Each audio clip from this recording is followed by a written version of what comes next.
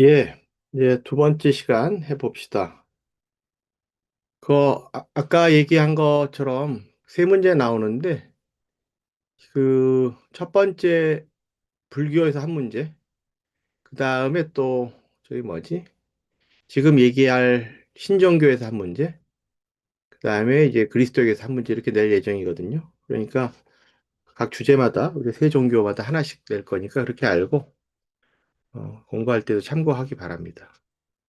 강의록도 이제 기존에 올려놓은 게 있으니까 이거 보면서 얘기를 합시다.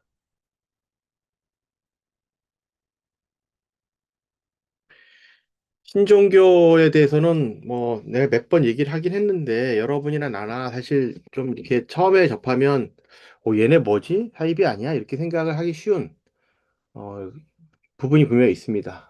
그렇죠?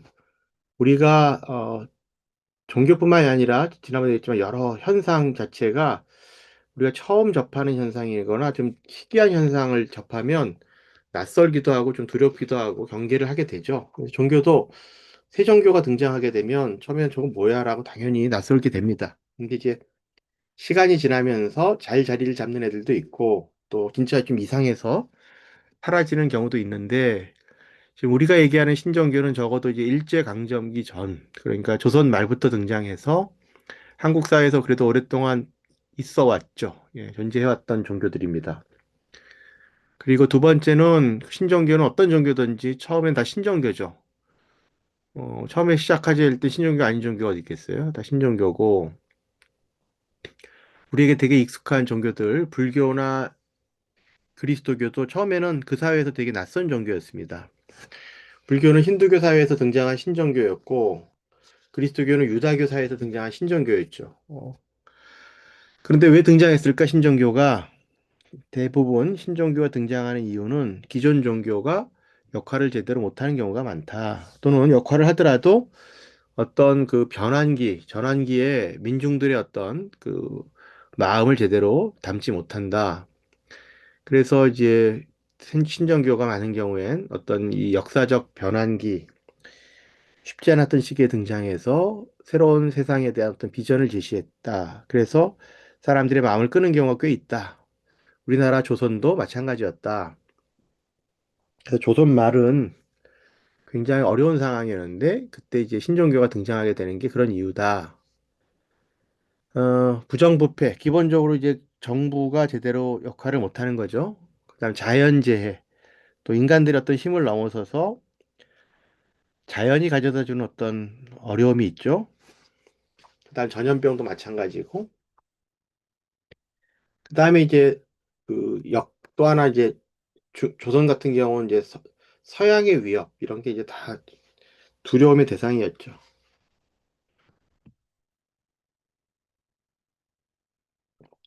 일단 신종교라는 건 기존 종교에서 조금 뭐 개혁하는 건 신종교라고 얘기하지 않는다.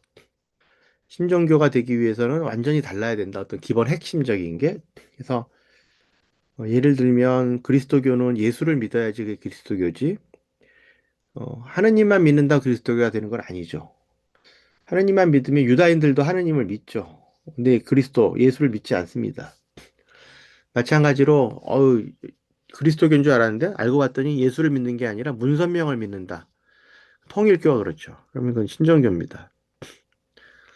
불교는 그 윤회에서 벗어나는 깨달음, 거기에 이제 석가모니가 했던 이 상호 의존적 연기의 문제 이런 걸 믿어야지 불교인데 그게 안 믿으면 그건 불교가 아닌데 원불교는 다른 걸 믿죠. 이런 사은이라고 해가지고 이런 거면 이제 이게 달라지는 거죠. 이름만 불교가 들어갔지만 그래서 신종교는 기존 종교하고 완전히 다른 어떤 패러다임을 제시하는 거지 기존 종교를 비판하고 개혁하는 것만으로는 성립되지 않는다. 그걸 좀 기억할 필요가 있겠고 우리나라 이제 조선말도 그렇고 다른 데도 그렇고 이제 제국주의에 좀 등장했다든지 뭐 식민지에 등장했던 경우는 이제 민족적인 의식 그런 게 좀 있다. 그래서 우리나라도 처음에 등장했던 신종교들은 조선말에 혼란기에 등장했기 때문에 민족적인 의식도 좀 갖고 있었다. 뭘 기억할 필요 있겠고요. 동학. 그다음에 이 동학은 이후에 천도교라는 이름으로 바뀌죠. 이것도 이제 중요한 변화인데 처음에는 동학이라고 해서 공부처럼 뭐 이렇게 시작했는데 사실 공부가 아니었어. 그럼에도 불구하고 학이란 단어를 썼던 게 좀 더 조선적이야. 조선의 시대 상황 안에서는 학이란 단어를 쓴 게 맞는 거지. 근데 이제 의암 선병이 시대에 오게 되면 서양에서부터 이제 종교란 개념이 들어오고 이렇게 되다 보니까 학이란 표현보다는 우리들이 하는 게 종교가 맞겠다 싶어서 천도교라고 바꾼 것도 또 시대 상황하고 관련 있는 거고. 처음에 최재우는 서학을 분명히 의식한 것 같아. 그래서 동학 이름도 이렇게 졌는데 이제 최시영을 거쳐서 손병희학에 가게 되면 천도교 이렇게 되는 게 맞는 것 같고 여기 핵심은 한울림입니다. 한울림. 최재우가 깨달았다고 하는 것도 사실은 깨달음이 불교적 깨달음이 아니라 종교 체험을 한 건데 내 안에 한울림이 있다는 그 체험을 한 겁니다. 어떤 한울림이란 이 존재가 그 뭐라고 붙일까? 한자로 쓰면 상제일 수 있겠구나. 한자로 쓰면 천주일 수 있겠구나. 그런데 우리 민중들이 듣기엔 이게 한울림이다라고 하는 게 맞겠구나라고 최재우가 이제 생각한 거죠. 최재우가 한울림 체험을 했기 때문에 나뿐만이 아니라 모든 사람들이 한울림 체험을 할 수 있고 모든 사람들이 한울림 체험을 한다는 건 이제 새로운 세상이 열리는 거죠. 잠자던 한울림이 깨어나는 겁니다. 그게 바로 개벽이다. 선천의 시대는 끝이 났고 우리를 고통을 주던 새로운 시대, 즉 후천의 시대가 열린다.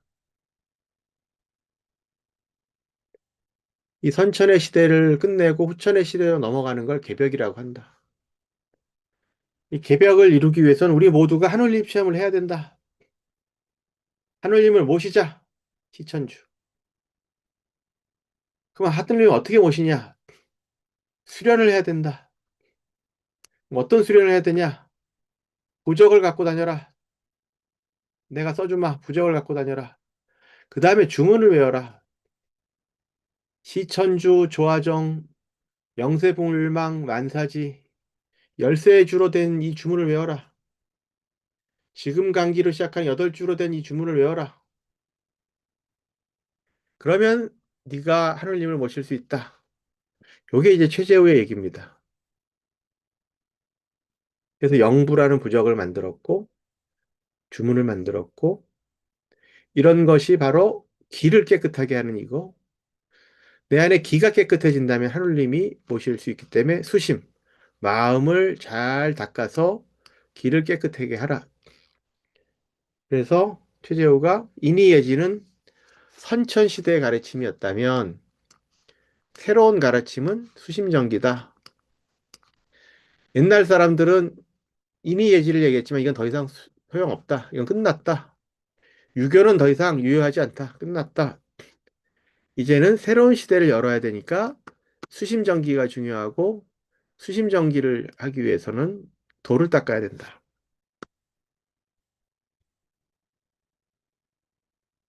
이게 최재우의 얘기죠.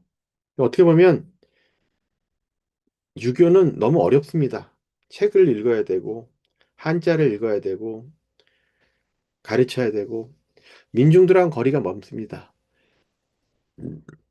유교에서 가장 그나마 대중적인 건 조상제사 같습니다. 조상제사는 뭐 누구나 할 수 있어 보이죠. 그러나 조상제사도 또 제대로 하는 집안은 유학자들 집안이죠. 글로 써가지고 읽고 뭐 하고 보면 지난번 우리 영상으로 봤지만 유우세차 뭐 이러면서 글을 써서 읽어야 되죠.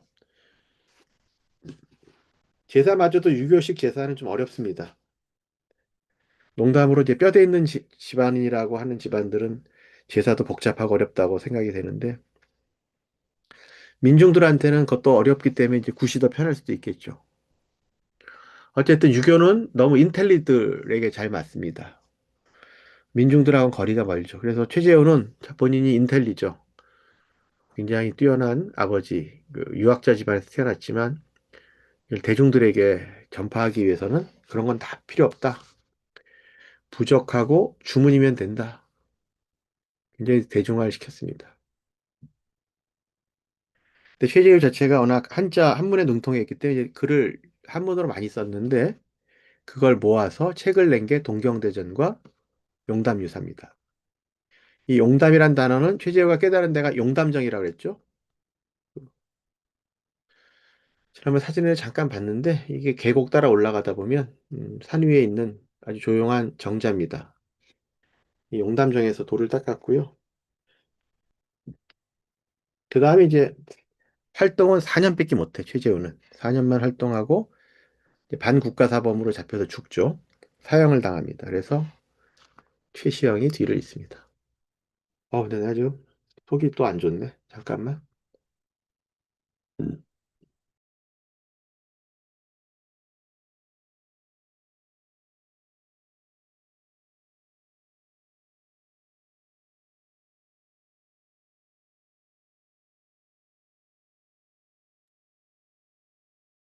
아니, 뭐, 먹은 것도 제대로 없는데 소화가 안 되네. 막 트름이 나와서 잠깐 껐습니다. 어쨌든, 그, 해왈 최시영은 이게 농부 출신이고, 뭐 시골 할아버지 같은 분인데, 참 오랫동안 동학을 이끌었습니다. 고생도 정말 많이 했고, 근데 이제 능력자였던 것 같은 게 동학이 굉장히 번성하게 됩니다. 이제 접이라는 그 제도를 갖고 했었죠, 접. 동학은 이제 접을 만들어서, 또 공동체를 만들어서 했는데, 가르침이 워낙 사람들에게 희망을 많이 줬나 봐.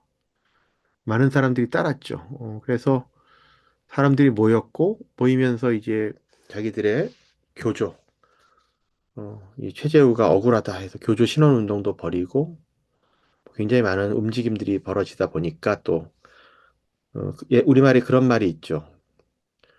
나무가 가지가 많은 나무일수록 바람 잘 날이 없다. 뭐 이런 말이 있죠. 동학이 이제 점점 커지니까 여러 일들이 벌어지는데 그 중에 이제 교조 신원 운동이라고 해가지고 최재우가 억울하게 죽었는데 다시 복귀시켜달라. 우리는 나쁜 애들이 아니다. 이상한 애들이 아니다.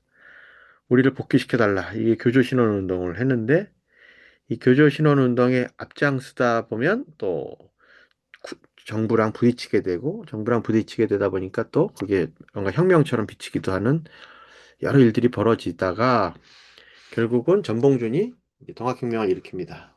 전북 고부, 전라북도 고부 지역에서 이제 탐관오리 부터 이제 출발했지만 어쨌든 굉장히 큰 혁명이었죠. 그래서 여기 많은 사람들이 참여했고 이제 손병희가 최시영한테 이 사람들은 북쪽에 있었거든요. 남쪽에서 이게 벌어지니까 우리도 저기 참여해야 된다. 그래서 이제 손병희가 막 강하게 이게 이제 최시영 처음 반대하다가 많은 사람들이 원하니까 이제 손병희를 북접의 사령관으로 임명하고 전봉준이랑 함께 하게 했는데 결국 집니다. 이 전투에서 이 우금시 전투에서 패배를 했고 그래서 동학혁명은 실패했고 또 이게 또 여러 가지 충격을 줬겠죠. 그럼 손병희하고 또 최시영은 숨어 다니고 이런 일들이 막 벌어지죠. 그래가지고 이제 손병희가 아니 최시영이 산에 숨어서 가르치는데 그때 이제 요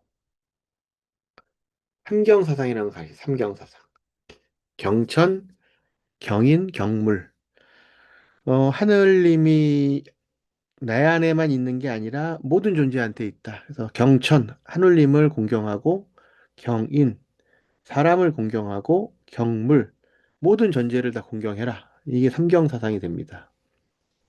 그래서 제사 지낼 때도 뭐 고기 같은 것도 안 올리고 그냥 깨끗한 불만 올리고 나중에는 향화설이법 자기를 향해서 또 제사를 아예 하게 하고 내 안에 하느님이 있으니까 뭐 이런 것들을 하는 게 이 다 최시영의 가르침입니다. 근데 최시영도 잡혀서 사형을 당하고 마지막으로 죽기 전에 자기 후계자로 손병희를 임명을 하고 손병희가 동학을 이끌게 되는데 혁명이 좌절했기 때문에 손병희가 이제 외국에 좀 서양을 알고 싶어서 미국을 가려다가 이제 미국을 못 가고 일본에서 머물다가 다시 한국으로 돌아오면서 이름을 바꿨다고 그랬죠. 그리고 현대화시키면서 이름도 바꿨을 뿐 아니라 포접이라는 단어를 바꿔서 교구라는 걸로 바꿨고, 또 현대적인 교리로 다 바꾸고 의례도 바꿨고, 그 다음에 이제 일제강점기에서 우리가 무엇을 할 수 있을까? 그래서 이제 계몽시켜야 된다. 우리 민족을 정말 계몽시켜야 된다. 그리고 일본이 이제 참탈했으니까 독립해야 된다. 이거에 우리 동학이 천도교가 기여하자. 그래서 뭐 고대라든지 동덕여대를 이제 인수하는 교육사업, 그다음 청년들을 일으키는 청년운동, 시사 잡지를 만드는 출판운동, 농민들을 또 읽게 하는 농민운동뿐만 아니라 처음으로 어린이란 단어를 썼다고 그랬죠. 어린이란 단어를 써서 어린이운동, 여성운동. 여기서부터 이제 양성평등이 되게 강조된다고 그랬습니다. 양성평등이 강조되고, 그다음 3.1운동까지.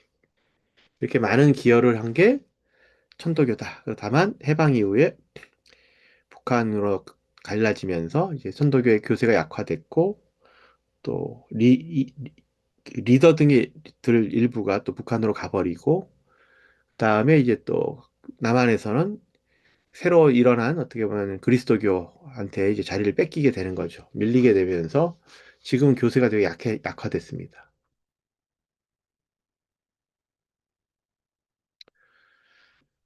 두 번째로 이제 증산에 대해서 우리가 공부를 했는데, 증산은 뭐 여러 가지 설이 있지만 일단 동학에 참여한 것 같다. 그쪽 지역 출신이었고, 어, 제자들이 또 이 동학 출신들이 많다 그랬죠. 증산의 제자들이 보면 초창기 제자들이 거의 또 동학에 참여했던 사람들이 많고. 근데 이제 문제는 동학 혁명이 실패하고 나서 큰 좌절감이 있었을 텐데, 증산은 여기서도 출발한 것 같아. 그러니까 이 세상을 바꾸려고 했던 새로운 운동이 실패했고, 많은 사람이 죽고, 한이 더 커져버린, 고통은 줄어들지 않고 한만 더 커져버린 이 세상. 어떻게 하면 바꿀 수 있을까? 그래서 이제 종교 순례를 떠났는데, 이 순례가 틀렸네, 한자가. 여기 순례가 이거지. 여의지.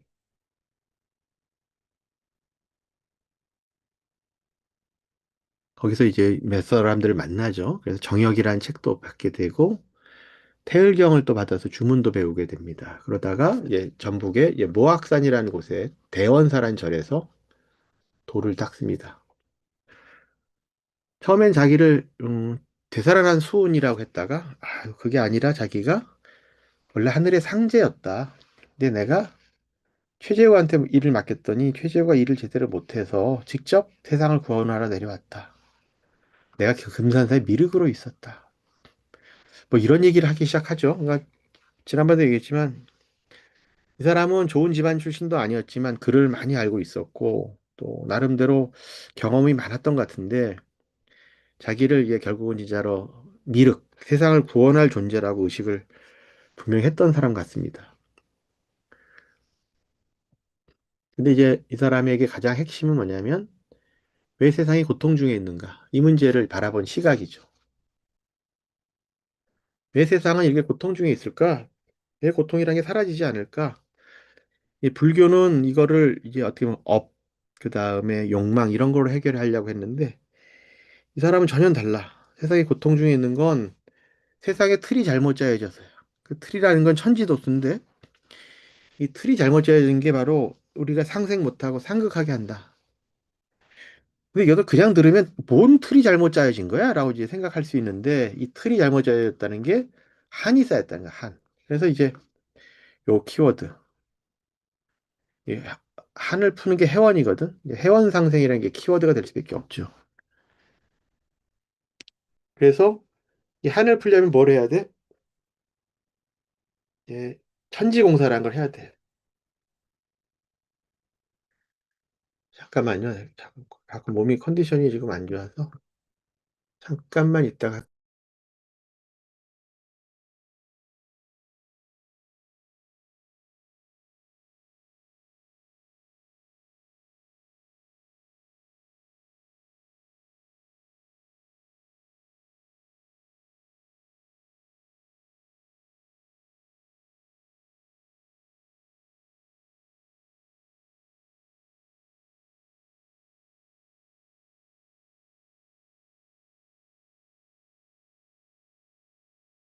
아, 미안합니다. 내가 알레르기가 좀 계속 있다 보니까 뭐 여러 가지로 몸이 좀 안 좋네. 어쨌든 천지공사를 하게 되는데 이게 일종의 굿 같은 거라서 굿. 그러니까 세상에 한을 다 풀어주는 걸 해야 되는데 이 한을 풀려면 자기 혼자 할 수 있는 게 아니라 그 단주라고 해서 그 요임금의 아들이죠. 그 아들이 아버지가 자기한테 왕위를 안 물려주고 순임금한테 물려줘서 생긴 한. 만고 역신, 만고 원신 같이 정말 충신들인데 세상을 위해서 일을 했는데 역적으로 몰려 죽은 사람들이 갖게 되는 한. 그 다음에 세계 문명신이라고 해서 선천의 시대를 이끌었던 사람들이 또 억울하게 그걸 다 못하고 죽었던 한. 이 한들을 다 풀어주고 이 뛰어난 신들의 도움을 받아서 이 세상의 모든 한을 다 없애야겠다. 이게 이 사람의 아이디어야. 아이디어는 되게 진짜 기발한 것 같은데. 그럼 천지공사라는 건 이런 한들을 풀어준 일종의 구판이다라고 볼 수 있고, 이 천지공사를 하는 데 있어서는 또 여성이 중시돼야 돼. 그래서 새로운 세상은 여성이 중시되는 세상이라 수부를 두는데 이 여성 리더, 이런 사람들 중에 이제 고판네가 이제 그 증산의 후계자가 되라고 자칭했던 두 번째 부인 고판네가 이제 수부 역할을 했던 사람이기도 하고, 증산은 어쨌든 이런 식으로 이제 세상을 바라봅니다. 그리고 이 사람이 보면 유교를 제일 비판했고 불교를 제일 띄웠고 뭐 도교, 그리스도교에 대한 자기 나름의 해석이 있는데 이 세계 문명신을 이렇게 설치한 걸 봐도 그 해석이 좀 보입니다. 이 사람이 얘기했던 세계 문명신은 유교의 주자, 불교의 진묵, 그다음에 그 도교의 최재우, 그다음에 그리스도교의 이마두, 마테오 리치인데 이런 사람들을 세계 문명신으로 해놓고 이 사람들의 도움을 받아서 새로운 세상을 만들어야겠다라고 얘기를 한 거죠. 이게 다 죽은 귀신들인데 이 신들의 도움을 받아서 그러니까 스케일이 좀 크죠. 모든 동서를 포괄하는 어떤 새로운 세상을 만들기 위해서 신들 중에서도 이 마테오 리치처럼 서양 사람들도 다 포괄시키죠. 그 다음에 제자들은 뭘 해야 될까? 그 새로운 세상을 만들려면 제자들도 도를 통해야 되니까 도통 공부를 해야 되는데 도통 공부라는 건 결국 기본적으로 이것도 기술연이다. 두 개가 기술연인데 이건 저기랑 똑같아, 동학이랑. 어찌 보면 그 주문이라는 게 똑같고 이것도 호흡법인데 이것도 기술연입니다. 동학도 기술연, 여기도 기술연. 근데 이 태식 태자라는 건 조금 더 특화돼서 그 도교에서 원래 완전 도교 수련법인데 그 엄마 몸속에 있는 태아 그 포즈를 취하면서 호흡을 갖다가 갖다 듣는 수련법인데 이거를 또 써먹었고 평소에는 윤리적으로 척지지 마라. 다른 사람에게 원한 살리를 하지 말아라. 그다음에 은혜를 갚아라. 이런 걸 해가지고 또 원한이 안 쌓이게 하자고 그랬고 그다음 지상 성경 이렇게 하고 나면 유토피아가 열리는데 이 유토피아는 모든 자연재해도 사라지고 질병도 사라지고 사회적 차별도 사라지고 모든 것이 정말 완성되는 세상 이런 게 열릴 거다라고 얘기를 했습니다. 그러나 증사는 일찍 죽죠. 잡혀가지고 그 심한 고문을 받은 다음에 고문이지 사실상 그 관에 끌려가서 두들겨 맞고 막 당했으니까 39살에 이제 후계자 없이 죽습니다. 그러다 보니까 이제 후계자가 없다 보니까 처음에는 좀 잠잠했는데 서로 자기가 후계자다라고 막 일어났다고 그랬죠. 그러다 이제 아까 얘기했던 증산의 두 번째 부인 고판네가 증산에 영이 내렸다 해서 이제 다시 시작하면서 차경석이란 자기 사촌이랑 시작했는데 고판네하고 차경석이 싸워서 차경석 쪽이 이제 떨어져 나가는데 오히려 더 잘 됐어. 이게 이제 보천교. 그래서 이제 방이라는 조직도 만들고 자기가 천재하고 새로운 세상이 열리면 니네들을 다 내가 이끌 거다라고 이제 하면서 일제강점기 때는 한때 뭐 60만 넘게 거의 100만에 가까운 신도들이 있었다라고 믿는 게 이제 보천교고 근데 차경석이라는 인물 자체가 좀 문제가 있어서 스캔들도 많았고 또 죽고 나서 이제 일본이 그 유사종교 해산령 뭐 이런 것들 해가지고 보천교는 거의 사라집니다. 그 다음에 이제 그 박한경이라는 사람의 그 선생 조철제라는 사람이 또 이제 증산의 제자는 아니었지만 증산 쪽에 수련을 해서 일제강점기부터 활동을 했지만 역시 일본의 유사종교 해산령 때문에 힘들어하다가 해방 이후 부산에서 태극도라는 걸로 시작을 했다. 근데 태극도가 잘 되니까 아니, 조철제 아들하고 박한경이라는 수제자하고 싸움이 나가지고 그 수제자 박한경이 서울로 올라와서 태극도를 새로 이름 바꾼 게 대순진리회다. 이게 오늘날에는 가장 많이 지금 자리를 잡은 거라 그랬죠. 분당에 재생병원도 있고 고등학교 대진대학교도 있고 도를 믿습니까? 이게 저기 포교도 했었고 요즘은 안 하지만 이 대승진리회가 좀 차이점은 다른 증산을 믿는 데랑 차이점은 증산만 신격화한 게 아니라 조철제와 박한경도 신격화했다. 그게 이제 대승진리회의 이제 독특한 면이고 그다음에 이제 증산도라고 이제 대학교에서 선교 많이 했던 단체 요즘은 안 하, 이것도 안 하지만 거기는 이제 누구지? 너 갑자기 이름이 생각 안 난다. 안경전 그 부부자 거기서 이것이 개벽이다라는 책도 쓰고 그 사람들이 이제 그 보천교 출신인데 나와서 새로 만들었고 대학교 캠퍼스를 중심으로 했던 도를 아십니까? 진짜 많이 한 건 얘네들이다. 요거 얘기를 했었습니다. 지금도 이제 얘네들은 그렇게 막 이미지가 좋지는 않지. 도를 아십니까? 자꾸 하니까. 그다음에 이제 세 번째가 이제 서태산, 정산, 성규 두 사람이 토대를 만든 이제 원불교인데 사회적으로 제일 자리를 잘 잡은 거는 이 원불교가 아닐까라고 얘기를 했습니다. 뭐 내가 원음 방송 얘기도 하고 원광대학교 얘기도 했지만 그 서태산 박중빈은 이제 부유한 농부 집안의 아들이었고 근데 여기도 서자하고 취재호가 서자였죠. 이제 사회적으로 이제 불이익을 당하는 서자였고 근데 종교 문제에 관심이 많아서 여기서 종교 순례는 다 한 거야 세 사람 다 종교 순례를 했는데 아버지가 돌아가시고 우리나라가 일본에 강제로 합병당한 게 이제 이 사람 20살 때, 서태산 20살 때 그런 일이 벌어지는데, 이 사람을 이제 집에서 돛 닦는데, 그래서 여기서 핵심은 생활 속에서, 집에서 돌을 닦는 게 이 사람들은 중요하고, 이 사람이 저기가 돌을 깨닫고 나서 자기가 깨달은 내용을 살펴보니까 다른 종교 애들도 있더라. 근데 특히 불교의 금강경이랑은 정말 잘 맞더라. 그래서 자기 포지셔닝을 이제 불교 쪽으로 좀 가져가고, 근데 다른 기록에 따르면 서태산도 증산 쪽 수련을 했었다. 뭐 이런 것도 좀 있고 영향을 받은 것 같이 보이는 게 여기 나온 것좀 초기 제자들이 보면 주변 사람들과 친인척들이 있는데 증산 쪽 사람들, 천도교 쪽 사람들이 많았다. 그래서 이제 내가 자꾸 강조하지만 천도교, 증산, 원불교가 어떤 연속성이 분명히 있다. 그다음에 이 사람의 첫 가르침이 상생. 이것도 이제 그 회원 상생할 때 나오는 상생이죠. 증산에서 얘기했던. 근데 여기서는 회원이란 단어는 없고 그냥 강자와 약자의 상생을 얘기를 합니다.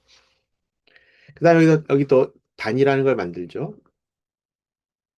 10명을 한 그룹으로 만듭니다.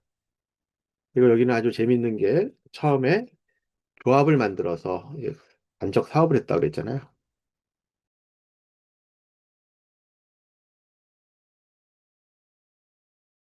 그래서 이 먼저 어떻게 보면 노동을 통해서 돈을 먼저 모으고 그걸 기반으로 기도를 또 하고 자기들이 어떤 출범을 알리는 굉장히 실제적이고 생활 안에서 자리 잡는 종교로서의 면모를 보여줍니다.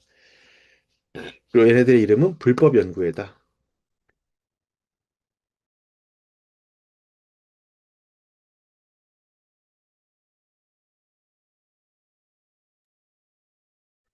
종교라고 자기들을 내세우면 일본의 감시를 받게 되니까 유사종교 해산령 이런 거에 탄압을 받을 수 있으니까 아예 처음부터 이름을 종교라고 안 하고 불법 연구회라고 했다. 그리고 전라북도 익산을 이제 새로운 세상의 중심으로 잡고 그다음에 그러니까 이 서태산이 자기가 직접 글을 썼는데 그걸 모아서 정전이라는 책도 냈고 또 서태산이 썼지만 직접 모으지 못한 걸 나중에 정산 성규가 대종경이라는 책도 냈다.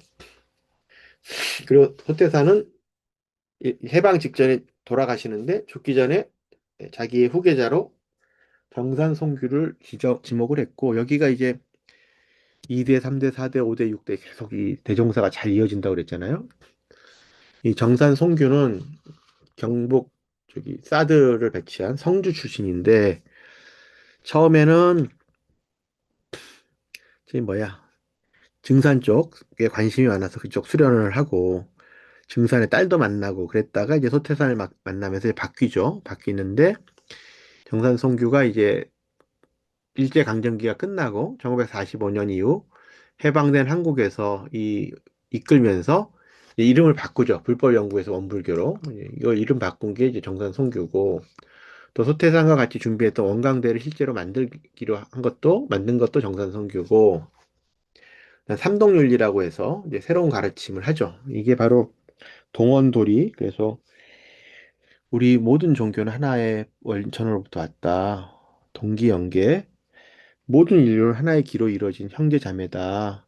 동척사업, 새로운 세상은 함께 열어나가야 된다. 이런 이게 삼동윤리를 제시를 합니다. 그러니까 이 삼동윤리도 어찌 보면 새로운 세상을 열기 위해서는 우리가 어떤 존재인가 모든 종교가 사실 같은 진리를 가르치는 것이고 모든 인간은 하나의 형제자매이기 때문에 서로 싸우거나 갈등할 게 아니라 서로 힘을 합쳐서 새로운 세상을 열어나가야 된다. 이런 얘기를 하고 싶은 거죠.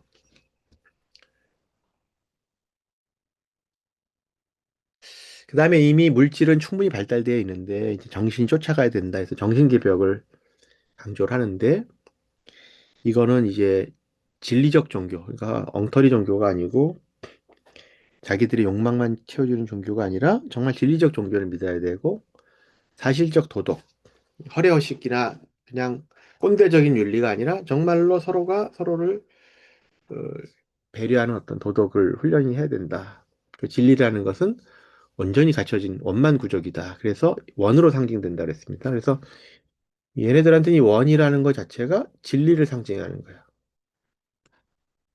그래서 불교란 이름을 쓰지만 요거는 이제 불교적인 용어를 많이 갖다 쓰고 이제 불교하고 통하는 게 있다고 얘기를 하지만 사실은 부처님을 믿는 게 아니라 이 진리 이걸 믿는 거고 사사불공 처처불상이라고 해서 내가 하는 모든 일이 진리를 찾는 일이고 내가 처해 있는 모든 곳이 진리를 만나는 곳이다. 그리고 영혼과 육체는 같이 수련해야 된다. 이런 얘기를 한다고 그랬잖아요. 네. 그다음에 이제 후태산이 이제 참회라든지 사막이라든지 팔조 이런 것들을 불교 용어지만 다 이제 아주 구체적으로 수련하는 방법으로 제시하고 있고 연불선, 좌선 이런 것들도 불교 용어지만 기수련 여기도 수련 또 기수련이야. 응? 기수련을 할도록 또 해석하고 있고 그다음에 법신불이란 말을 쓰긴 쓰지만 실제로 이론 이건 바로 진리고 이 진리로부터 네 가지 은혜가 온다. 사은 그래서 이런 사은이라는 게 여기 되게 중요한데 사은은 천지은, 부모은, 동포은, 법률은이다. 하늘과 땅이 주어진 것도 은혜고 부모가 주어진 것도 은혜고 내 동료들이 주어진 것도 은혜고 이 사회에 어떤 질서가 있는 것도 은혜다. 그 사회 질서는 되게 유교적인 어떻게 보면 그 유교 질서 비슷한 건데 이런 거 보면 되게 유교적인 아이디어가 있다. 여기도 말은 불교지만 이 세상 안에서 이런 것들을 지키고 좋아하고 만들어 가려고 하는 거 보면 되게 유교적인 게 있다. 그래서 병든 사회를 바꿔야 된다고 생각했고 치료법을 제시했는데 이거는 뭘까? 자기만 잘 먹고 사는 게 아니라 모든 사람들이 함께 정말 성장하고 함께 계몽되고 성장하고 배려하고 자립자족할 수 있는 그렇게 성장할 수 있는 새로운 세상을 만들어야 된다라고 얘기를 한 거죠. 예. 그리고 뭐 오늘날 뭐 교무들을 중심으로 뭐 해외 선교도 나가고 여러 가지 활동을 원불교가 종교 간의 대화도 열심히 하고 있습니다. 그래서 가장 자리를 잘 잡은 게 원불교다.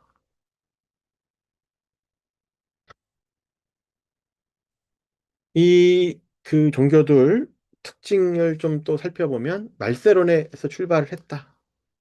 말세론은 기존 세상이 이미 틀려먹었다. 끝났다. 종말론하고 다르다고 했어요. 종말론은 처음이 있고 끝이 있는 거라면 말세론은 계속 사이클, 순환하는 건데 한 사이클이 끝난 거야, 이제 두 번째 사이클로 또 넘어가야 되는데, 한 사이클이 끝날 때를 말세라고 한다. 그걸 어떻게 하냐? 아, 세상이 모순으로 가득 차 있지요. 부조리로 가득 차 있고, 갈등으로 가득 차 있는데, 이게 어떻게 이 세상이 유지될 수 있냐? 이건 끝난 세상이다. 그리고 그때 막 정감록이라는 책도 나오고, 미륵불에 대한 기대도 막 커지고, 그래서 민중들이 새로운 세상을 갈망했었죠. 그때 이 선천, 이 옛날 이 한 사이클을 이게 선천이 끝난 거다.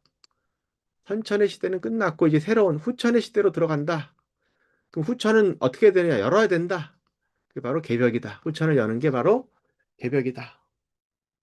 민중들의 해방을 시키는 새로운 세상을 우리는 가야 된다. 이런 마음이 담긴 게 이들의 공통점이고요. 그다음에 이 사람들은 이제 새로운 세상의 중심이 조선이 될 거다라는 또 믿음이 있었습니다.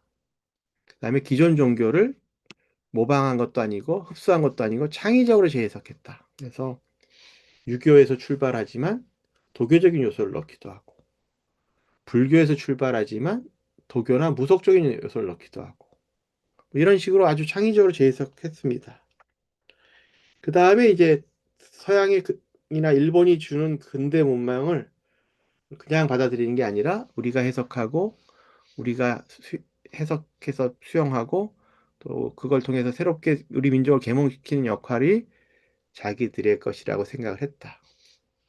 이런 면에서 이제 그리스도교와 좀 비슷한 게 뭐냐면 이 신정교가 기존 역할이 부재하던 시제에 새로운 비전을 제시했고 근대를 만나게 했다는 면에서는 그리스도교랑 비슷한 면이 있습니다.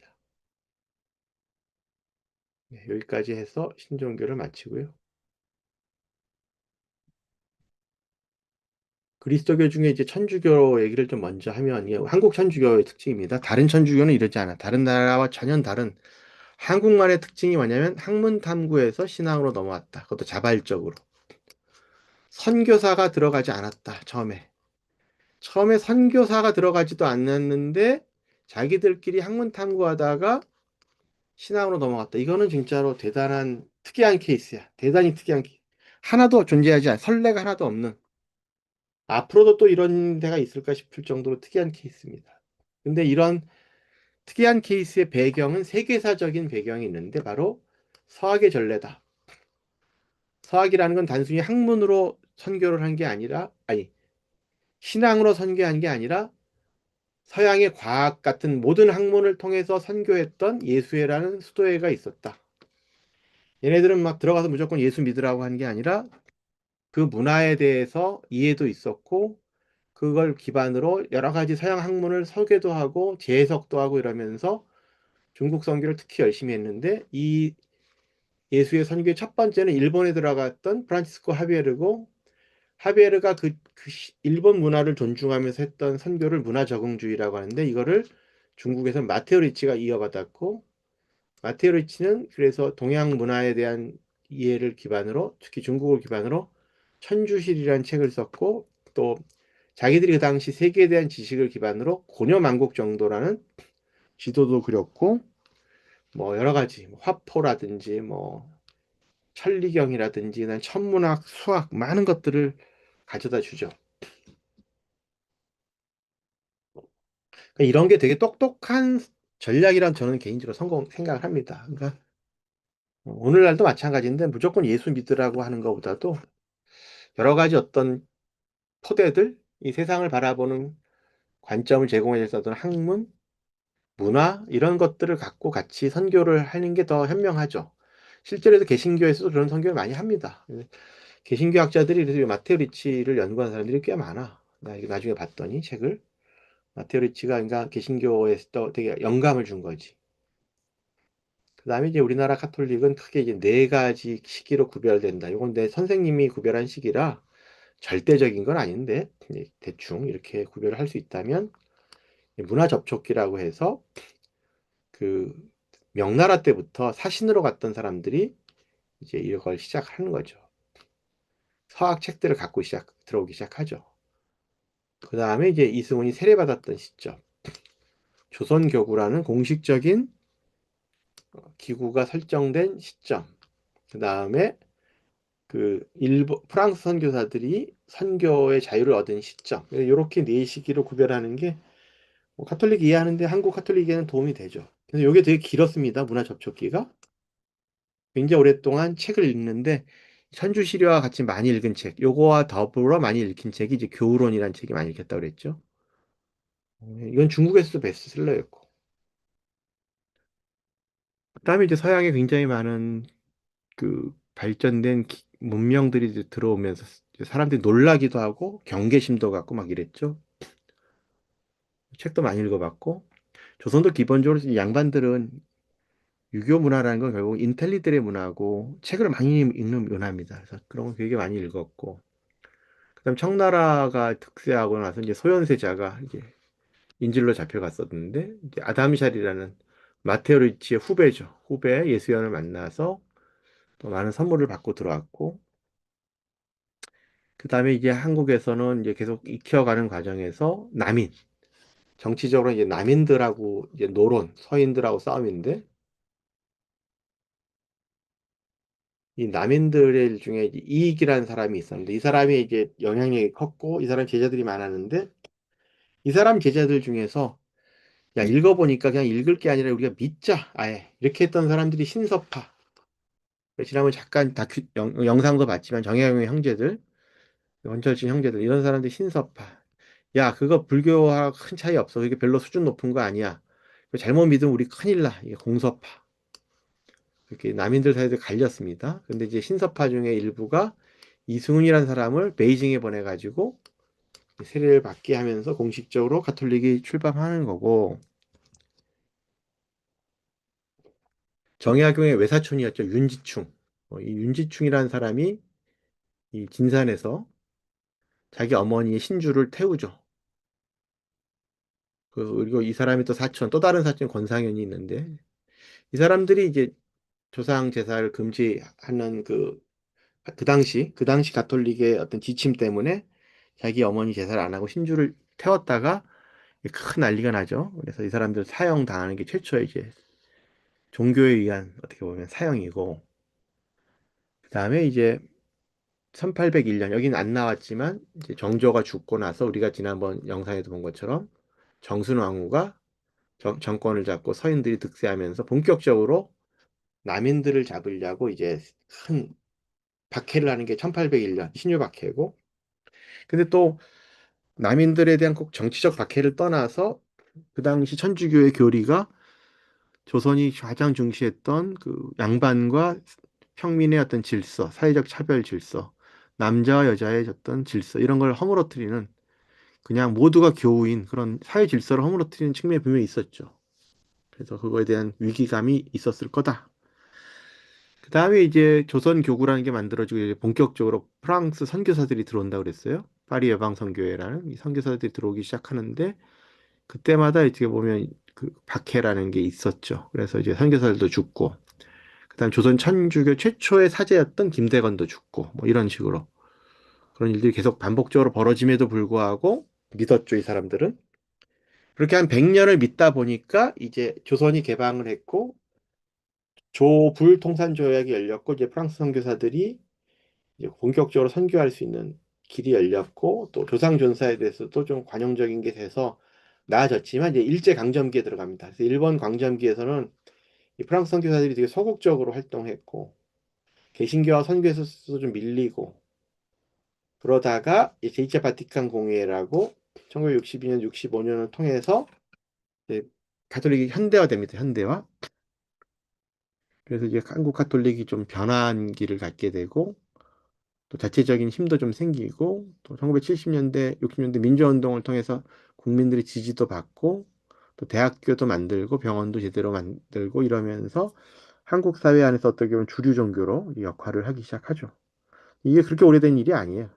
1980, 90년대 지나면서 가톨릭은 굉장히 늘었기 때문에 예, 특히 이 제2차 바티칸 공예가 가톨릭 역사에서 준 영향이 굉장히 크고 중요한 공예입니다. 지난번에 이 세상과의 관계를 새로 맞은 그래서 이제 세상을 존중하기 시작했다고 했잖아요.